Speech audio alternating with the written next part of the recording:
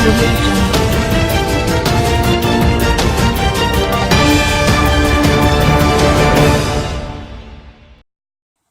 अस्सलामुअलैकुम। आप देख रहे हैं के न्यूज़ HD। मैं हूं किरण इरशाद। खबर शामिल करते हैं रिनाला खुर्द से।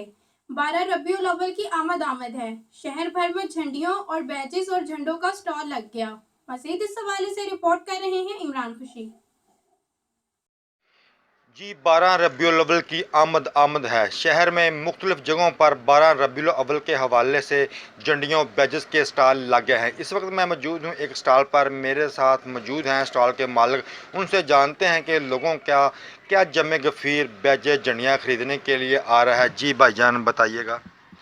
जी अल्हम्दुलिल्लाह अज़्ज़ा वजल, हर साल की तरह अल्हम्दुलिल्लाह लोग जौक दर जौक आ रहे हैं, जोशो खरोश के साथ बैजेस भी खरीद रहे हैं, झंडे भी खरीद रहे हैं और झंडियाँ और लाइटें भी लेकर जा रहे हैं और अपने घरों को सजा रहे हैं।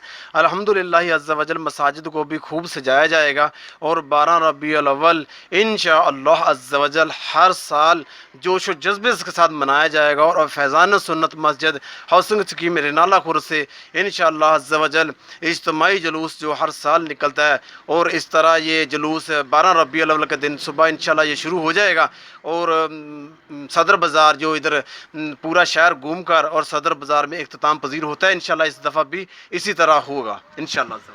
जी आपने सुना, स्टॉल के मालिक का कहना है कि लोग जोक दर जोक झंडियाँ बैजेस ख़रीदने के लिए आ रहे हैं और लाइटें ख़रीदने के लिए आ रहे हैं, जिससे मसाजिद और गलियों को दुल्हन की तरह सजाया जाएगा। जो 12 रबीउल अव्वल का मरकज़ी जुलूस है वो शोकताबाद बाईपास से होता हुआ कलमा चौक फिर सदर बाज़ार इख्तिताम पजीर होगा और लंगर का भी इंतज़ाम किया जा रहा है। जी।